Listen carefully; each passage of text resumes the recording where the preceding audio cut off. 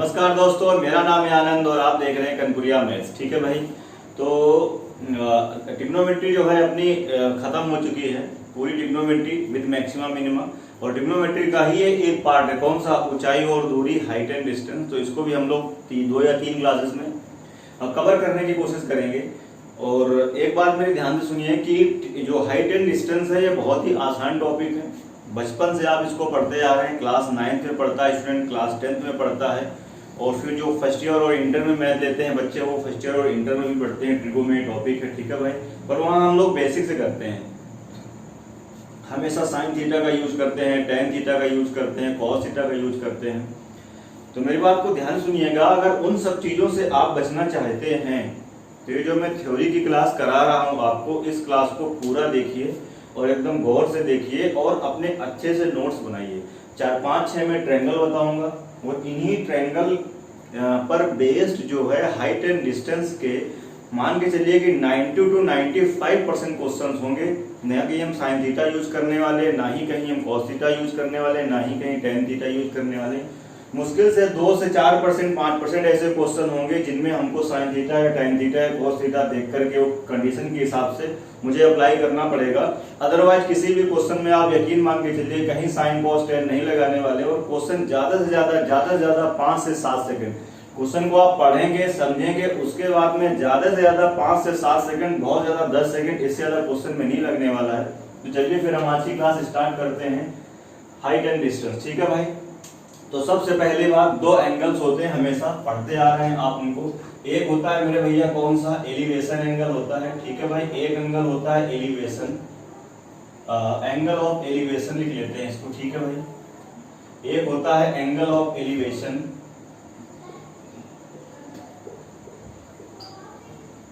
एक होता है एंगल ऑफ एलिवेशन जिसको हम लोग हिंदी में बोलते हैं उन्नयन कोण। ठीक है भाई, हिंदी इंग्लिश में सब कुछ बताते जा रहा हूं। ठीक है भाई, उन्नयन कोण।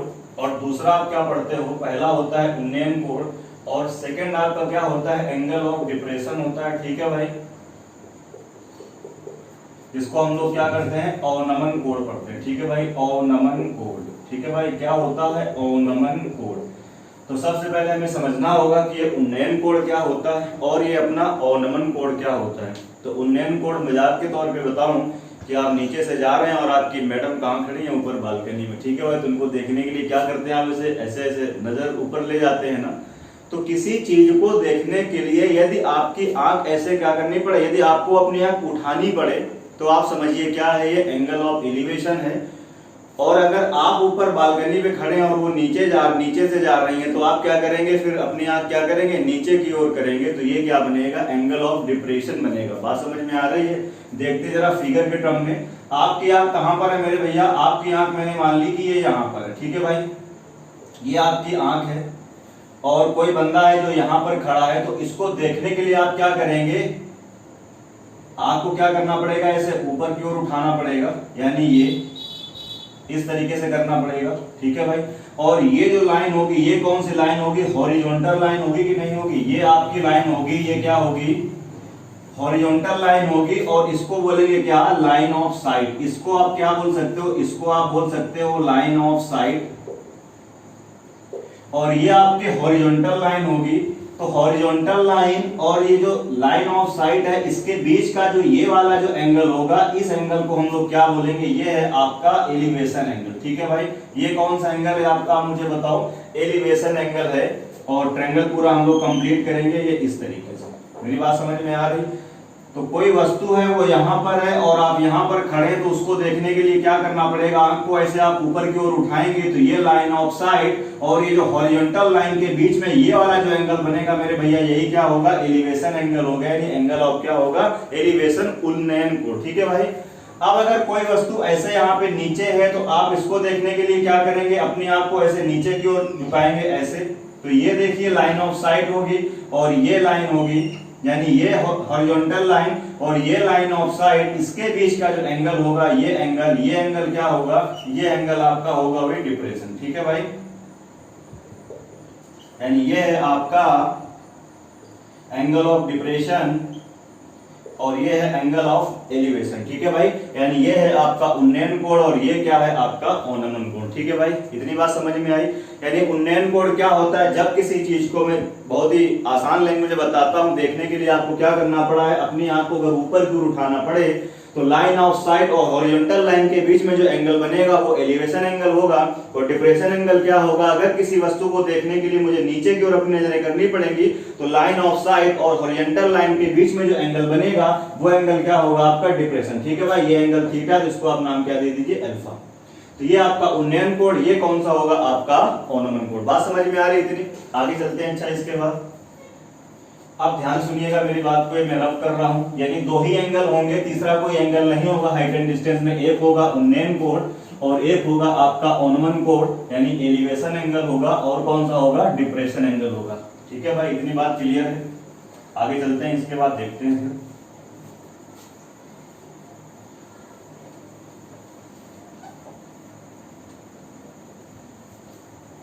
ठीक है भाई, देखते हैं अब कितने टाइप के ट्रायंगल हैं जो पॉसिबल है। ध्यान से देखिए, ये पहला ट्रायंगल, ध्यान सुनिएगा मेरी बात को। एक ट्रायंगल का प्रूफ बताऊंगा, उसके बाद में सारे ट्रायंगल डायरेक्ट लिख दूंगा।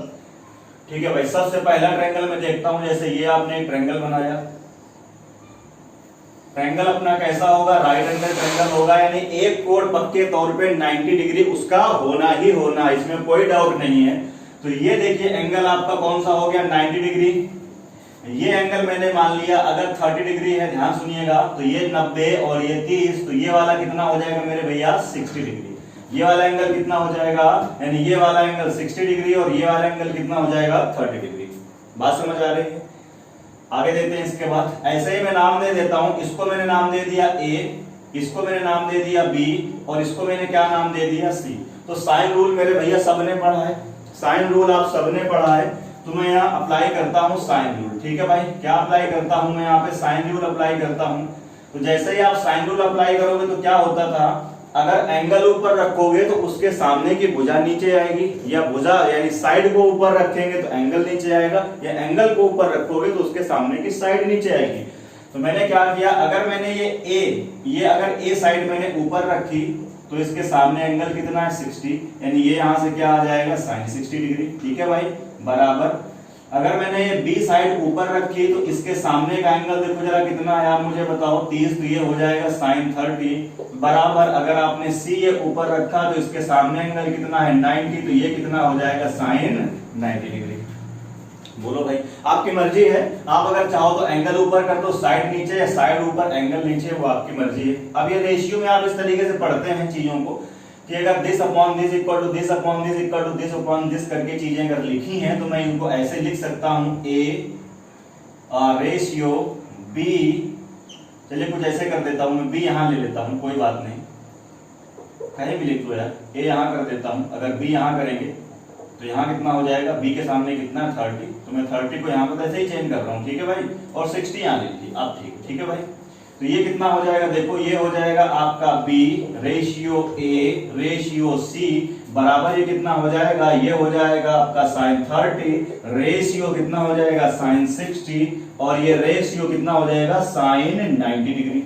ठीक है भाई, अब आप मुझे बताओ साइन 30 सबको पता है कितना होता है 1/2, साइन 60 कितना पढ़े हो भैया √3/2, और साइन 90 तो मुझे बताओ कितना होता है 1।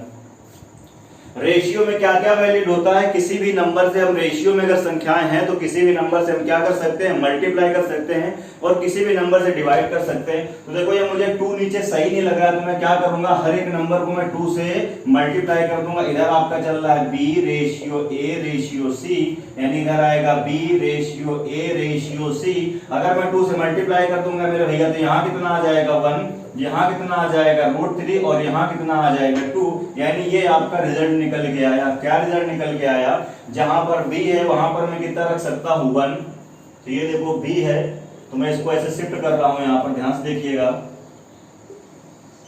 इसी ट्रायंगल को मैं दोबारा बना रहा हूं। ये देखो 30 है तो 30 के सामने b है, तो b की वैल्यू कितनी आई है 1 आया है। यहाँ पर देखो क्या है 60, तो इसके सामने कितना आया है √3, और 90 के सामने कितना आया है 2, ये 90 है तो 90 के सामने कितना आया मेरे भैया 2। तो ये कैसे आया, ये मैंने एक ट्रायंगल में आपको करके दिखाया है। अब हर एक ट्रायंगल में नहीं करेंगे, अब मैं चीजों को डायरेक्ट करना स्टार्ट कर रहा हूं। तो मैं इसको रफ कर रहा हूं, आप नोट कर लें, स्क्रीनशॉट ले लें, या ये चीज पता हो या ना पता हो, पर इसके डायरेक्ट जो रिजल्ट है वो आपको पता होने चाहिए। ठीक है भाई।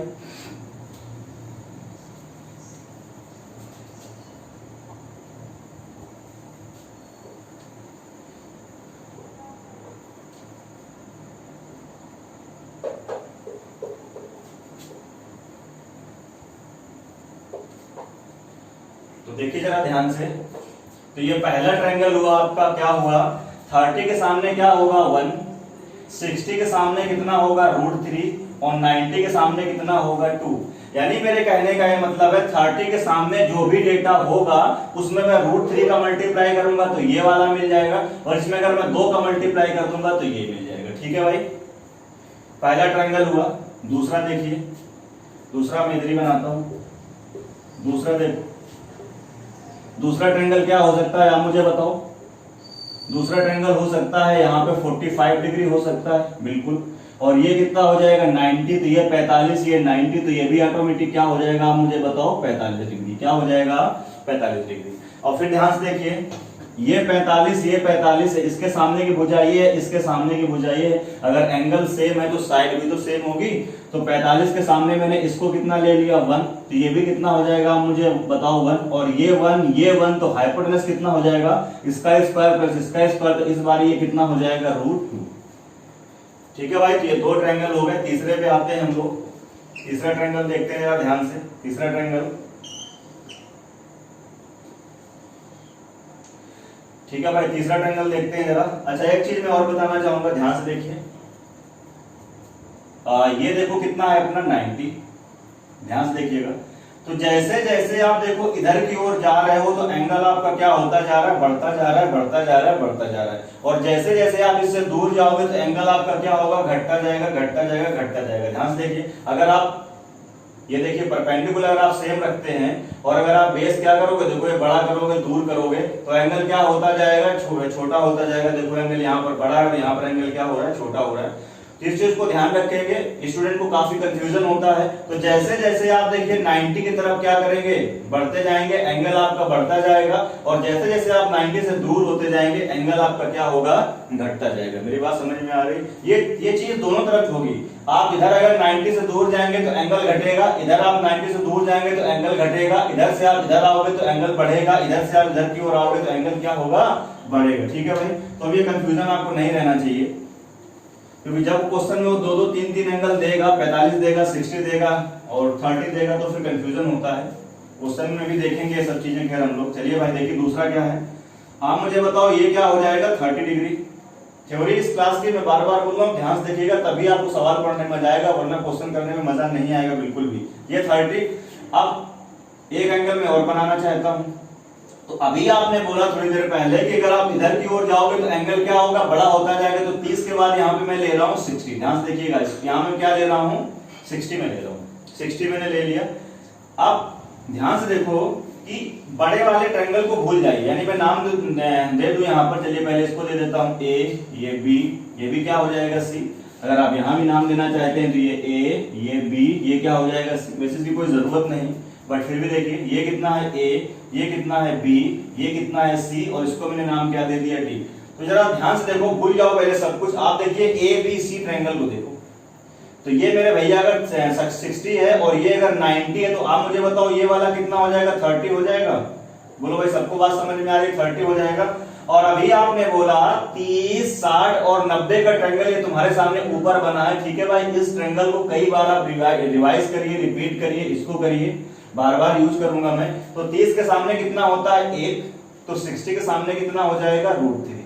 बोलो भाई, अब बड़े वाले ट्रायंगल में आओ, ABC में, ABC में आप मुझे ABD में आप मुझे बताओ ये कितना है 30 और ये कितना है 90। तो आप मुझे बताओ ये पूरा 60 होगा कि नहीं होगा, ये पूरा 60 होगा। बोलो भाई हाँ ना, 60 होगा ना। ठीक है भाई, तो अब ध्यान से देखो कि 30 के सामने कितना है √3, और 60 के सामने क्या आता है, मैंने बोला था कि 30 के सामने जो भी वैल्यू होगी 60 के सामने क्या होगा, उसका √3 गुना होगा। ये देखो भाई 1 इंटू √3 गुना है ना, और ये क्या है 1 इंटू 2। ठीक है भाई, तो यहाँ पर कितना, देखो 30 के सामने कितना है √3, तो इसके सामने क्या हो जाएगा 60 के सामने ये वाला ट्रायंगल, देखो ये वाला एंगल 60 है ना, तो 30 के सामने √3, तो 60 के सामने जो भी डेटा आएगा वो क्या होगा, 30 के सामने जो भी डेटा होगा 60 के सामने निकालने के लिए अब क्या करेंगे, उसमें √3 का गुना करेंगे, यानी ये पहले से √3 है और क्या हो जाएगा √3 गुना और हो जाएगा। देखो भाई 30 के सामने जो भी होता है 60 के सामने क्या हो जाता है √3 गुना। मैं बार बार रिपीट कर रहा हूं ताकि चीजें आपको समझ में आ जाए।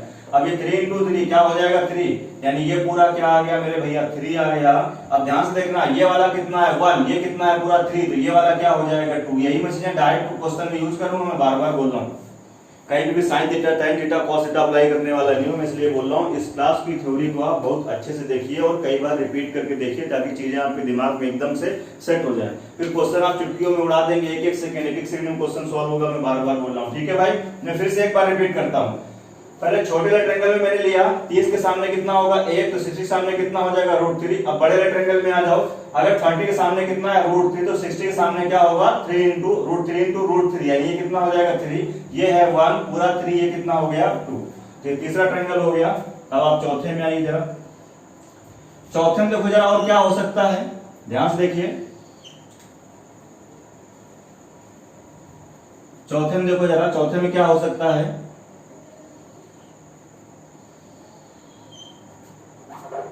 आपके मन में बात आई होगी अगर यहाँ 30 है तो आपने 60 क्यों लिया, 45 भी ले सकते हैं। तो बिल्कुल अगला ट्रायंगल में वही बताने जा रहा हूं कि अगर आप यहाँ पे क्या लेते हो 30, ध्यान से देखिएगा 30, तो मैंने बोला है कि इससे क्या होगा बड़ा ही होगा, तो 60 वाला केस मैं कर चुका हूं, तो अगला केस कौन सा होगा तो मुझे बताओ 45 डिग्री। ध्यान सुनिएगा, अब ये क्या हो जाएगा A, ये क्या हो जाएगा मेरे भैया B, ये क्या हो जाएगा C और ये क्या हो जाएगा D। अब देखिए ये एंगल कितने डिग्री, तुम मुझे बताओ 90 डिग्री। पहले छोटे वाले ट्रायंगल में, सबसे पहले शुरुआत करेंगे छोटे वाले ट्रायंगल से। तो आप ध्यान से देखो, ये कितना है 45, ये कितना है 90, तो ये भी कितना हो जाएगा 45 डिग्री। ये सबको समझ में आ रहा है, ठीक है भाई। कोई दुख तकलीफ बोलो भाई, किसी को कोई दिक्कत समस्या परेशानी, सब कुछ ठीक है। आगे चले फिर, तो पहले ABC ट्रायंगल पे गौर करो, 45 45 दोनों एंगल सेम है तो साइड सेम होगी, यानी इसको मैंने कितना मान लिया 1, तो ये भी कितना हो जाएगी 1। देखो कर्ण का कोई यूज नहीं है, अगर यूज आएगा तो उसका भी करेंगे, ये क्या हो जाएगा √2, आगे की बात होगी अगर क्वेश्चन में कभी यूज कराएगा तो करेंगे, वरना हमेशा कहानी लंब और आधार परपेंडिकुलर और बेस की कहानी हमेशा चलेगी। ठीक है भाई, अब पूरे ट्रायंगल में आइए, ABD में आओ, ये कितना 30, ये कितना 90, तो ये वाला फिर से कितना हो गया मुझे बताओ 60, बोलो 60 हो गया भाई। अब ध्यान से देखिएगा 30 के सामने कितना है 1, तो 60 के सामने क्या होगा 1 इंटू √3, यानी ये पूरा कितना हो जाएगा तुम मुझे बताओ √3।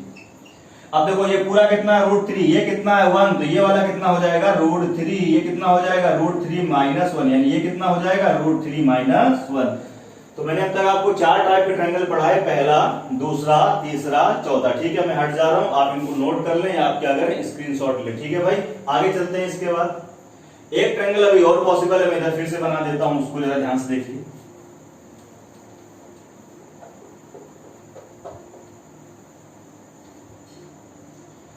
ये 5वां हुआ इधर आपका।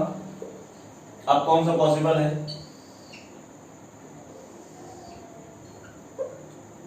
अब कौन सा पॉसिबल है, A है, B है, C है, D है। आपने शुरुआत करी थी 30 से, फिर लिया 60, शुरुआत करी 30 से, फिर क्या लिया 45। एक बार ऐसा भी तो हो सकता है मेरे भाई, बताओ मैं शुरुआत करूं किससे 45 से, नहीं कर सकता हूं बिल्कुल।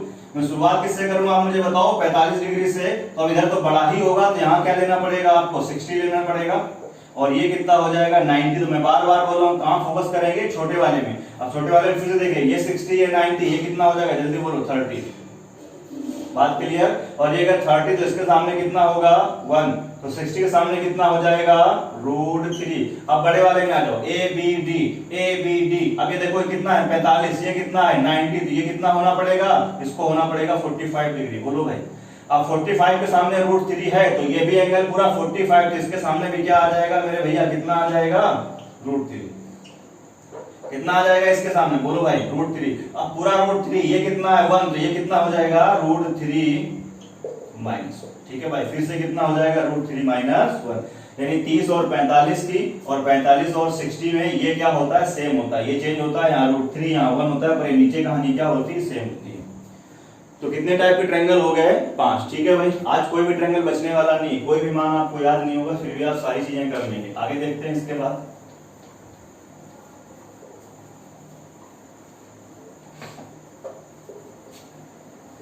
सुंदर से नोट्स बनाइए, पीडीएफ को टेलीग्राम चैनल से डाउनलोड करिए, पीडीएफ सामने रखिए, उसके बाद में उसको फिर सॉल्व करिए। फिर नहीं आता तो आप वीडियो में सलूशन देख सकते हैं, हर क्वेश्चन को मैंने कराया हुआ है, सेम टाइप का जो क्वेश्चन है मैंने उसी को खाली आपके होमवर्क के लिए छोड़ा है। फिर भी आपको अगर नहीं आता है आप कमेंट करेंगे तो मैं उसको फिर से डिस्कस कर दूंगा। ठीक है भाई, आगे देखेंगे ध्यान से। इसके बाद अब क्या होगा, एक और ट्रायंगल लेते हैं जरा, अगला जो भी होगा 6 नंबर है शायद ये। ठीक है भाई, ये कौन सा है? 6 देखिए जरा, ये मैं पढ़ा चुका हूं, इससे पहले आएगी, पहले मिनिमा मैक्सिमा मिनिमा शुरू किया शायद मैंने आपको, जब मैंने पढ़ाए थे फॉर्मूला बेस्ड क्वेश्चन, वहां मैंने बताया था। ये कितना हो जाएगा आपका? 90। ये ए नाम दे दिया, ये बी नाम दे दिया, ये मैं पढ़ा चुका हूँ, मैं फिर दोबारा बता रहा हूँ। ये 90, ये कितना हो जाएगा? 15 डिग्री। बोलो भाई, तो इसकी मजबूरी है कितना होना पड़ेगा इसको? 75 डिग्री। ठीक है भाई, तो 15 के सामने याद रखेंगे क्या होता है, अगर कभी जरूरत पड़ती तो यूज करेंगे √3 - 1। छोटे के सामने छोटी भुजा, तो बड़ी के सामने क्या होगा? बड़ी √3 - 1, ऐसे होता है। और ये क्या आ जाएगा आप मुझे बताओ? ये हो जाएगा √3 + 1। ये क्या हो जाएगा? ये हो जाएगा आपका √3 + 1। और ये क्या होता है? 2√2। ये क्या होता है? 2√2। ठीक है भाई, इसकी वैल्यू कैसे निकालेंगे? 45 + 30 करके। इसकी वैल्यू कैसे निकालेंगे? 45 - 30 करके। ठीक है भाई, तो यही ट्रायंगल बनेगा। तो अब आप कहोगे इसको याद करने से मुझे फायदा क्या है? सपोज दैट आपसे किसी ने पूछा बताओ जल्दी sin 15 की, तो अब आपके पास दो रास्ते हैं। या तो अगर आपको ये ट्रायंगल नहीं आता, मेरी बात को ध्यान सुनिएगा, क्योंकि आप कौन कौन सा मान याद रखेंगे भाई, और कंपटीशन में एक सब्जेक्ट नहीं होता है। टीचर को पढ़ा पढ़ा के चीजें रट जाती हैं, पर आपको एक सब्जेक्ट नहीं पढ़ना है, आपको पढ़ने हैं 4 से 5 सब्जेक्ट। अगर आप यूपीएसआई का एग्जाम देते हैं तो आपको वहां पर जीएस भी पढ़ना पड़ेगा, और जीएस का एक पोर्शन नहीं है, कई सारे पोर्शन है। आपको वहां रीजनिंग भी पढ़नी पड़ेगी, आपको वहां मैथ भी पढ़ना पड़ेगा, और आपको वहां पर हिंदी भी पढ़नी पड़ेगी। बात समझ रहे हैं? तो आपको जीएस याद हो जाए, यही बहुत बड़ी बात है। अगर मैथ भी रटाने लगेंगे फिर तो बात नहीं बनने वाली। अगर आप सीजीएल का एग्जाम देते हैं तो आपको इंग्लिश पढ़ना है, आपको जीएस पढ़ना है, आपको रीजनिंग पढ़ना है, आपको मैथ पढ़ना है। तो या तो आप sin 15 याद कर लीजिए, √3 - 1/2√2। या आप क्या करेंगे, sin 15 को मैं लिख सकता हूं कैसे? 45 डिग्री और माइनस कैसे? 30 डिग्री। अब a माइनस b ओपन करिए, मान निकालते रहिए। अब अगर ये ट्रायंगल आपके दिमाग में है कि 15 के सामने √3 - 1, 75 के सामने √3 + 1, और उधर क्या होता है 2√2। किसी ने कहा sin 15 बताओ, परपेंडिकुलर अपॉन हाइपोटेनस। परपेंडिकुलर क्या होगा? √3 - 1, हाइपोटेनस कितना है? 2√2। sin 15 क्या होगा? √3 - 1/2√2।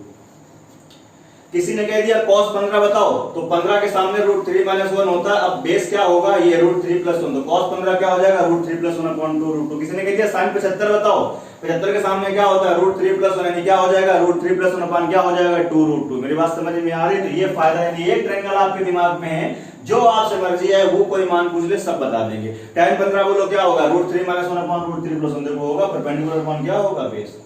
बात समझ रहे हैं? तो ये फायदा है, जिसको आप जरूर याद करिए।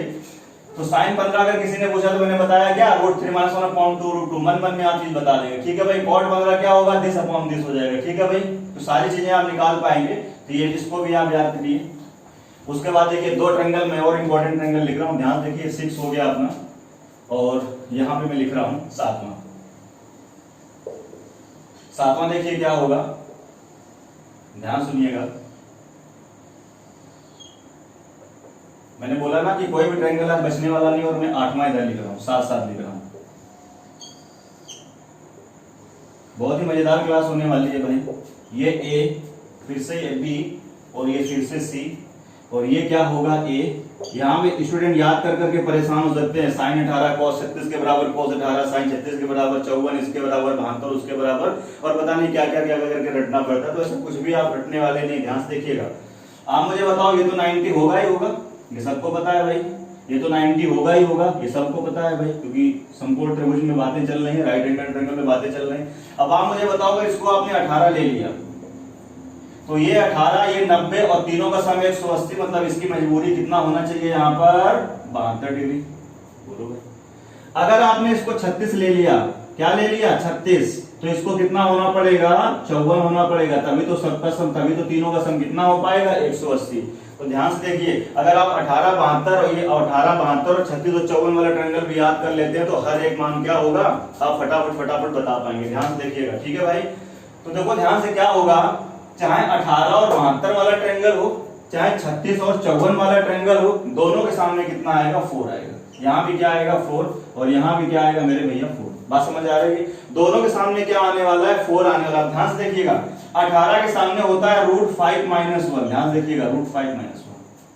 तो 72 के सामने क्या होगा 10 + 2 √5 और ऊपर क्या होता है √। अब जो मर्जी है वो मान तुम पूछ लो। sin 18 क्या होगा दिस अपॉन दिस, cos 18 क्या होगा दिस अपॉन दिस। बात समझ आ रही है? tan 18 क्या होगा दिस अपॉन दिस, cot 18 क्या होगा दिस अपॉन दिस। आगे चलते हैं इसमें, तो बहुत आसान है। दोनों में कर्ण क्या होता है, दोनों में हाइपोटेनस 4 होता है। यहाँ 18 के सामने होता है √5 - 1। अब अगर यहाँ माइनस होगा तो यहाँ अपने आप प्लस हो जाएगा और 10 + 2 √5। बात समझ आ रही है? अब ध्यान से देखिए, अब 18 के सामने √5 - 1 है यहाँ पर। देखो तो आप स्टूडेंट थोड़ी गलती करते हैं याद करने में। 36 के सामने वो कहेंगे √5 + 1। ना ना ना ना, 18 का जो ऑड मल्टीपल होगा उसके सामने आएगा √5 + 1। 18 का 18 दूनी क्या होगा 36, ये इवन मल्टीपल है और ये 18 का फिर से क्या 3 गुना। ठीक है भाई। तो अब इसके सामने आपको लेना होगा कितना √5 + 1। तो अब आप समझ गए होंगे मेरी बात को कि इसके सामने क्या हो जाएगा, जल्दी बोलो। इसके सामने हो जाएगा 10 - 2 √5 और ऊपर क्या लग जाएगा √। अब चाहे आपसे sin 36 पूछे, sin 18 पूछे, cos 36 पूछे, cos 18 पूछे, tan 18 पूछे, tan 36 पूछे, cot 36 पूछे, cos 36 पूछे, जो मर्जी है वो पूछ ले, अब आप सब बता लेंगे। ठीक है भाई। उधर मैंने सबका प्रूफ बताया, इसका मैंने बताया 45 + 30 करके निकालेंगे, 45 - 30 करके निकालेंगे और इन दोनों का प्रूफ एकदम सेम है। तो मैं एक का प्रूफ आपको बता देता हूं कि ये आया कहां से। ठीक है भाई, इसको आप बस याद रखेंगे, पर ये आया कहां से तो मैं एक बार उसको बता देता हूं, ध्यान से देखेंगे। तो ये 8 टाइप के मैंने आज सारे ट्रायंगल डिस्कस किए हैं, इसके अलावा आपके सिलेबस में कुछ भी नहीं है। ठीक है भाई। तो इसका प्रूफ कहां से आया जरा देखिए, उस चीज को मैं देख लेता हूं एक बार। प्रूफ आपको याद हो या ना याद हो, पर ये चीजें आपको याद होना चाहिए।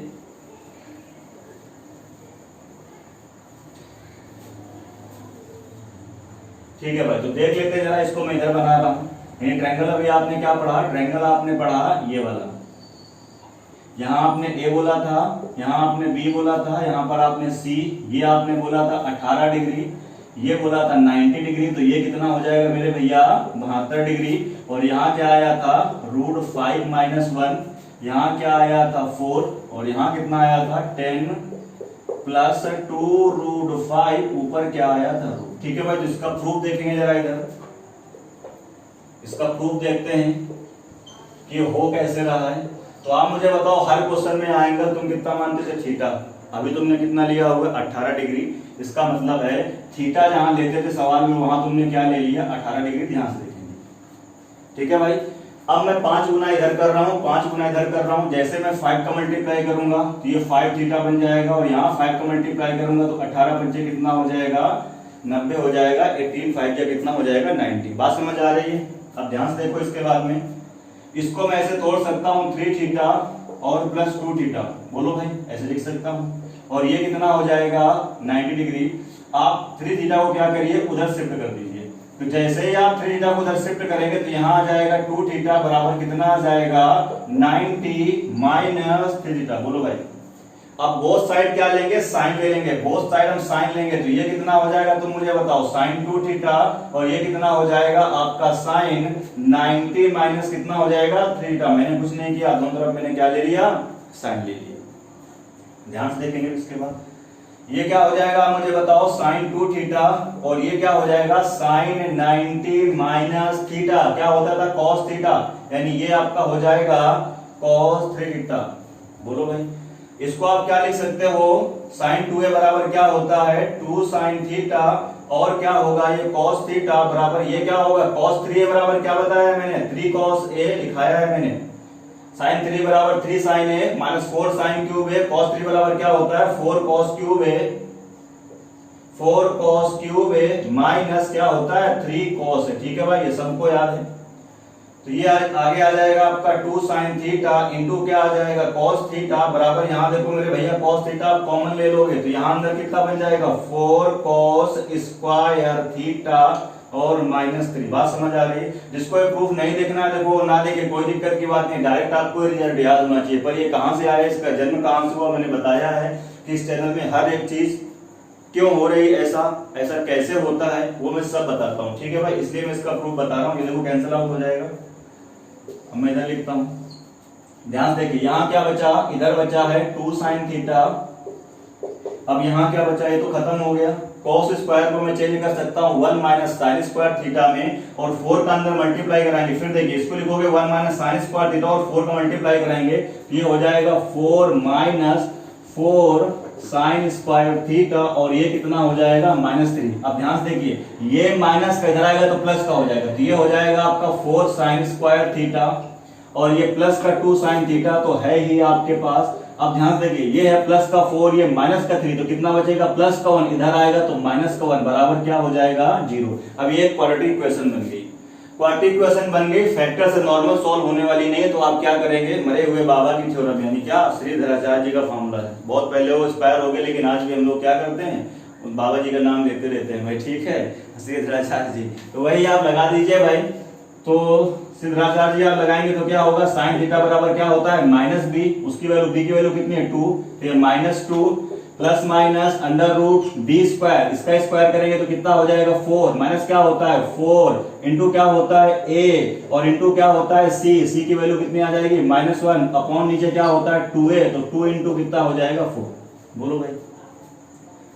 अब ध्यान देखेंगे इसके बाद में क्या आएगा, ये आ जाएगा आपका -2 प्लस माइनस अंडर रूट, ये देखो क्या हो जाएगा माइनस माइनस प्लस हो जाएगा, 4 चौको 16 और 16 4 कितना हो जाएगा 20, और 20 का जब वर्गमूल लोगे तो क्या लिखोगे 4 गुणे 5, ये आप ऐसे समझ लो भाई। यहाँ 20 आएगा ना, 20 को क्या लिखेंगे 4 इंटू 5, तो 4 का वर्गमूल कितना आ जाएगा 2, तो 2 आ जाएगा बाहर, और रूट 5 कहाँ बच जाएगा अंदर, और अपॉन नीचे कितना लिखा हुआ है 2 इंटू 4। ठीक है भाई, ये बराबर किसके आया साइन थीटा के। अब ध्यान देखिएगा, जब ऊपर से 2 कॉमन लेंगे तो नीचे वाला 2 कट जाएगा, इसका मतलब है साइन थीटा बराबर यहाँ से क्या आ जाएगा -1 प्लस माइनस ये आएगा √5 अपॉन कितना आएगा 4। बोलो भाई, ऊपर से 2 कॉमन लिया, नीचे से ऊपर से 2 कॉमन लेंगे, नीचे वाला 2 ऊपर वाला 2 क्या कट जाएगा, ये बचेगा। अब देखो यहाँ पर साइन थीटा की 2 वैल्यू है, एक है प्लस की और एक है माइनस की, तो मैं दोनों को अलग अलग लिखता हूं। ध्यान से देखिए, ये क्या हो जाएगा 1, 2 वैल्यू है ना, एक है आपकी -1 प्लस √5 डिवाइडेड बाई 4, और एक वैल्यू क्या थी, दूसरी थी -1 माइनस √5 डिवाइडेड बाई कितना हो जाएगा, मुझे बताओ 4। ठीक है भाई, ध्यान से देखिए। अब थीटा बराबर तुमने कितना माना था, ध्यान से देखो, थीटा बराबर क्या माना था 18। अगर मैं यहाँ पर 18 पुट कर दूंगा, अगर मैं 18 यहाँ पर पुट कर दूंगा, तो अब आप समझ रहे हैं साइन थीटा किसमें कन्वर्ट हो जाएगा, साइन 18 में, यानी मैं थीटा के प्लेस पर क्या पुट कर रहा हूँ 18, तो ये क्या हो जाएगा साइन 18 डिग्री।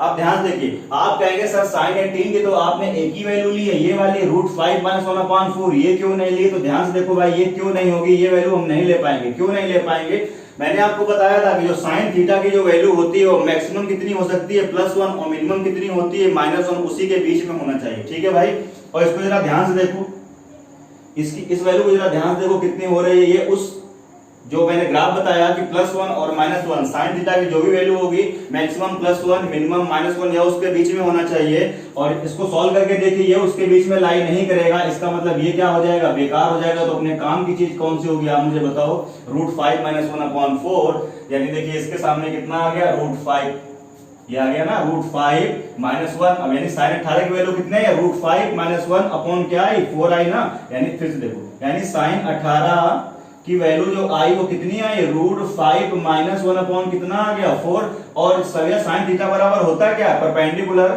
अपॉन हाइपोटेनस, तो परपेंडिकुलर √5 - 1, हाइपोटेनस कितना हो गया 4। अब आप ये निकाल लोगे, कैसे निकालोगे, कर्ण का स्क्वायर बराबर लंब स्क्वायर प्लस आधार स्क्वायर, सॉल्व करेंगे तो कितना आ जाएगा 10 + 2 √5 ऊपर अंडर रूट। बात समझ आ रही, तो इस तरीके से क्या है भैया इसका प्रूफ। और ये वैल्यू क्यों हम नहीं ले सकते, ये वैल्यू उस इंटरवल के बीच में लाई नहीं करती। बात समझ आ रही है, तो ठीक है, फिर ये आपकी हाइट एंड डिस्टेंस की पूरी क्या हो गई, आपकी थ्योरी हो गई। पूरी थ्योरी मैंने एक एक कराई है, यानी पूरे कंसेप्ट मैंने एक एक कराए हैं। इन सारे कंसेप्ट को 2-2, 3-3 बार लिखिए, इनको रिवाइज करिए।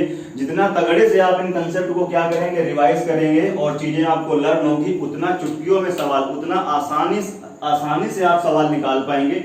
और याद रखिएगा एसएससी सीजीएल प्री में भी सवाल पूछा जाता है, और प्री में हो सकता है एक बारी को ना पूछा जाए, पर मेंस में 2 से 3 सवाल जरूर पूछे जाते हैं। 2017 के, 2018, 19 के, सीपीओ के, सीजीएल के, वो तो आप हर टॉपिक में अपना पढ़ाने का तरीका देख ही रहे हैं कि मैं 2016 से 2019 तक के जितने बेहतर क्वेश्चन है प्रीवियस ईयर के, उनको मैं कवर कर रहा हूँ, प्लस क्या कर रहा हूँ, कुछ नए क्वेश्चन। ठीक है भाई, तो चलिए फिर आज की क्लास में बस इतना ही। अगले क्लास में अपने फिर से मुलाकात होगी। और वीडियो को यार लाइक करो, शेयर करो, और चैनल को भी क्या करिए, सब्सक्राइब करिए। मैं बार बार बोल रहा हूँ लेकिन आप लोग ऐसा कुछ कर नहीं रहे हो, बिल्कुल भी आप मेरी हेल्प नहीं कर रहे हो, जबकि आपके लिए मैं काफी अच्छा कंटेंट, बेहतर कंटेंट, जो लोग पेड में कोर्स दे रहे हैं वो मैं आपको फ्री में प्रोवाइड करा रहा हूँ, विद पीडीएफ प्रोवाइड करा रहा हूँ।